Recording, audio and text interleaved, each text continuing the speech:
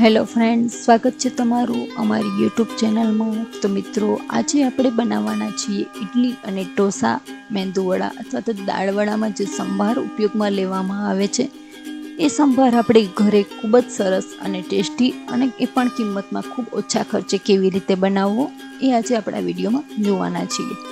તો એ કુકરમાં આશરે 1 લોટા જેટલું પાણી ઉમેરીશું। અહીં હું 1.5 ચમચા જેટલી મેં તુવેરની દાળને પલાળીને રાખી છે। એ દાળને આપણે ધોઈ અને આ પાણીમાં ઉમેરવાની છે।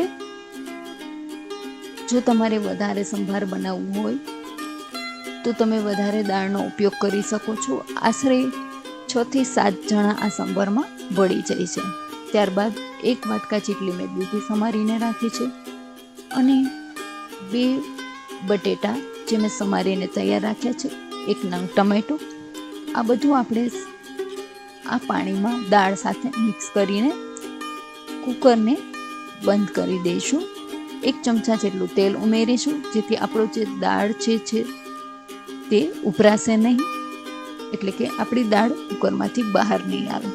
તો આશરે 4 સીટી વગાડીશું જેથી આપણો સંભાર છે તે ખૂબ સરસ રીતે બફાઈ જશે। તો તમે જોઈ શકો છો કે આપણો જે સંભાર છે તે ખૂબ સરસ બફાઈ ગયો છે અને દાળ પણ ખૂબ સરસ રીતે ચડી ગઈ છે। તો આ રીતે આપણે સંભાર બનાવવા માટે બધા વેજીટેબલ્સનો ઉપયોગ કરીએ છીએ। તમે કંઈ ન હોય તો પણ કરી શકો છો।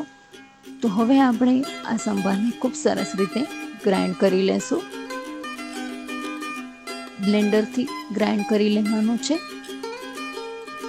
તો આપણી દાળ, બટેટા અને દૂધી જે પણ એમાં વેજીટેબલ્સ ઉમેર્યા છે તે બધા વેજીટેબલ્સને ખૂબ સરસ રીતે મિક્સ કરી લેવાનો છે અને ખૂબ જ ગ્રાઇન્ડ કરવાથી તે એક રસ થઈ જશે। તો હવે તૈયાર છે આપણું જે સંભાર બનાવવા માટેની દાળ જે છે તે તૈયાર થઈ ગઈ છે। હવે આપણે તેનો વઘાર કેવી રીતે કરવો એ જોવાનું છે।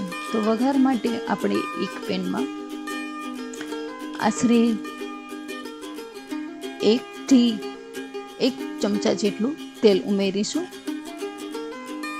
ત્યારબાદ અહીં 1 ચમચી જેટલી રાઈ ઉમેરીશું, 1 ચમચી જીરું, અડધી ચમચી હિંગ, તમાલપત્ર, લીલા મરચાં, લાલ સૂકા મરચાં અને લીમડો।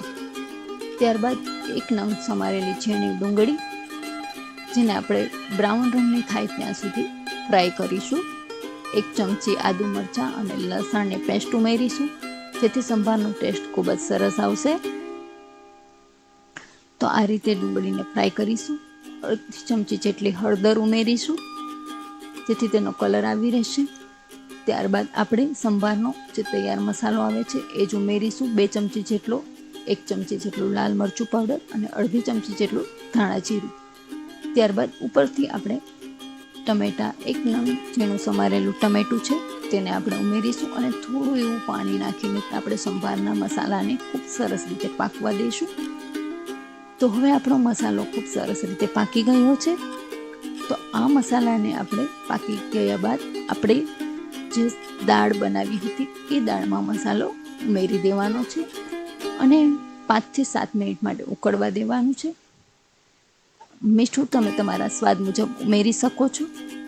તો હવે આપણે તેને ખૂબ સરસ રીતે હલાવતા રહીશું અને 10 મિનિટ માટે ઉકળવા દઈશું। ઉપરથી કોથમરી ઉમેરીશું। તો હવે તૈયાર છે આપણો ઇડલી અને ઢોસાનો સંભાર, જેને તમે ગરમા ગરમ સર્વ કરી શકો છો। તો મિત્રો, આ હતી આજની આપણી ઇડલી અને ઢોસા માટેના સંભારની રેસીપી। ફરી મળીશું બીજી એક નવી જ રેસીપી સાથે।